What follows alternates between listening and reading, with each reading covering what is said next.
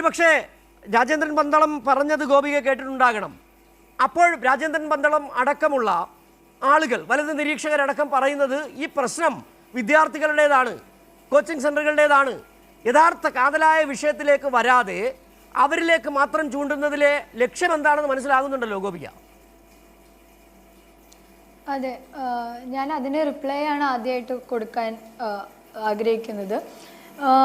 SFIയുടെ സമരം NTA-രെതിരെയും എഡ്യൂക്കേഷൻ്റെ സെൻട്രലൈസേഷൻ്റെ എതിരെയും എഡ്യൂക്കേഷൻ്റെ പ്രൈവറ്റൈസേഷൻ്റെ എതിരെയും ജന്തർ മന്ദറിൻ്റെ ഉള്ളിൽ മാത്രമല്ല നമ്മൾ പ്രൊട്ടസ്റ്റ് ചെയ്തത്.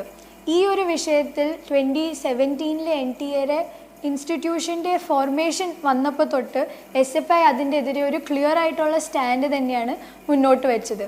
ക്ലിയർ ആയിട്ടും എഡ്യൂക്കേഷൻ്റെ സെൻട്രലൈസേഷൻ കാരണമാണ് ഈ കോച്ചിങ് സെൻറ്റേഴ്സിൻ്റെ ഒരു ഹ്യൂജ് ഹൈക്ക് നമ്മുടെ രാജ്യത്ത് കാണാൻ പറ്റുന്നുള്ള ലിങ്ക് ഡ്രോ ചെയ്തിട്ടാണ് SFI 2017 തൊട്ട് തന്നെ സെൻട്രലൈസേഷൻ ഓഫ് എഡ്യൂക്കേഷൻ NTA പോലത്തുള്ള ഒരു ഇൻസ്റ്റിറ്റ്യൂഷൻ്റെ എതിരെ സമരമായിട്ട് മുന്നോട്ട് വന്നത്.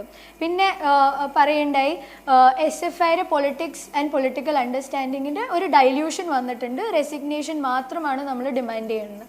അതുകൊണ്ട് മാത്രം ഞാൻ ഓർമ്മപ്പെടുത്തിക്കോട്ടെ, 2 മാസം മുമ്പാണ് നമ്മുടെ ബീഹാർ സ്റ്റേറ്റ് പ്രസിഡൻ്റ് ആയിട്ടുള്ള 21 വയസ്സ് മാത്രമുള്ള കോമ്രേഡ് കാന്തി കുമാരി ബീഹാറിൽ തന്നെ ഒരു ഗവൺമെൻറ് ഡിഗ്രി കോളേജിന് വേണ്ടി സമരം ചെയ്ത് 35-നോളം അധികം ദിവസം ആണ് ജയിലിൽ അകപ്പെട്ടത്, ബാക്കി 39 വിദ്യാർത്ഥികളോടൊപ്പം. അസാമിൽ കോട്ടേജ് യൂണിവേഴ്സിറ്റിയിൽ പോസ്റ്റ് ഗ്രാജുവേറ്റ് കോഴ്സിനെ റദ്ദാക്കാനുള്ള ഡിസിഷൻ വന്നപ്പോൾ അതിൻ്റെ എതിരെ പ്രതിഷേധിച്ചതിനാണ് ആസാം CM SFI വിദ്യാർത്ഥികളുടെയും SFI ആക്ടിവിസ്റ്റുകളുടെയും എതിരെ NSA പോലെയുള്ള ആക്റ്റുകൾ ചുമത്തി അവരെ ജയിലിൽ അടയ്ക്കുമെന്നുള്ള ഒരു ത്രെറ്റനിങ് ആയിട്ടുള്ള സ്റ്റേറ്റ്മെൻറ്റ് പ്രസിന് മുമ്പിൽ വരുന്നുണ്ടായത്. അപ്പോൾ ഒരു പൊളിറ്റിക്സ് അത് ഒരിക്കലും ഡൈല്യൂട്ട് ആയിട്ടില്ല. നമ്മുടെ രാഷ്ട്രീയം അത് ഒച്ചത്തിലൂടെ തന്നെ പറയുന്നുണ്ട്. ജന്തർ മന്ദറിൽ നമ്മൾ നടക്കുന്നത് CJP മുന്നോട്ട് വയ്ക്കുന്ന അജണ്ടയിൽ അത് CJP ഉത്തരവാദിത്വം എടുക്കുന്ന അജണ്ടേഴ്സാണ്. പക്ഷേ ഈ സമരം ആദ്യം തുടങ്ങിയത് തൊട്ട് മെയിൽ നീറ്റിൻ്റെ പരീക്ഷ ക്യാൻസലായ മണിക്കൂറിലകം SFI പ്രവർത്തകർ, ഡൽഹിയിലെ SFI പ്രവർത്തകർ, SFIയുടെ സെൻട്രൽ ലീഡർഷിപ്പ് മിനിസ്ട്രി ഓഫ് എഡ്യൂക്കേഷൻ്റെ മുമ്പിലാണ് നമ്മൾ ആദ്യം പ്രൊട്ടസ്റ്റ് മാർച്ചിൻ്റെ കോള് വന്നത്. അപ്പോൾ അവിടെ നമ്മൾ ഉന്നയിച്ച മുദ്രാവാക്യം റെസിഗ്നേഷൻ ഓഫ് ധർമ്മേന്ദ്ര പ്രധാൻ മാത്രമല്ല.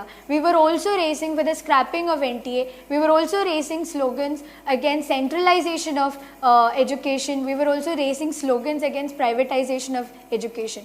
നമ്മുടെ രാഷ്ട്രീയം നമ്മൾ ഒരിക്കലും ഡൈല്യൂട്ട് ചെയ്തിട്ടില്ല. അന്നും 2017 ഈ പ്രോസസ്സ് തുടങ്ങിയത് തൊട്ട് തന്നെ നമ്മൾ ഇതിൻ്റെ ക്ലിയർ ആയിട്ടുള്ള സ്റ്റാൻഡ് നമ്മൾ പ്രഖ്യാപിച്ചു കഴിഞ്ഞു.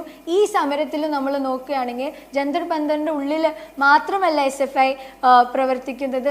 SFIയുടെ പ്രൊട്ടസ്റ്റുകളും മാർച്ചുകളും 24 സംസ്ഥാനങ്ങളിലാണ് SFI ഈ ഒരു വിഷയത്തിൽ, ഈ ഒരു അജണ്ടയിൽ മാർച്ചുകൾ നടത്തിയത്.